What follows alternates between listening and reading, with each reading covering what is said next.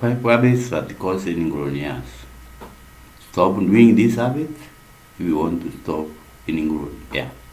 They could be causing your ingrown hair without your knowledge. Shaving too closely. Hair curls back into the skin. Use a sharp, clean razor for shaving. Avoid pressing too hard where you are shaving.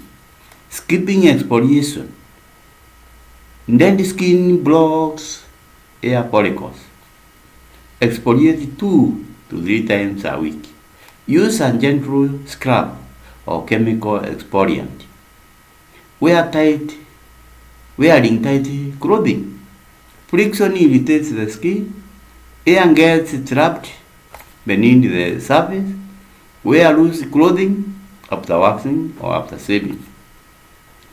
Picking or squeezing ingrown hairs increases inflammation, can cause infection, may leave dark marks or scars. Poor aftercare. After shaving or waxing, keep the area clean, moisturize regularly, avoid heavy exercises and hot baths for the first 24 hours after waxing.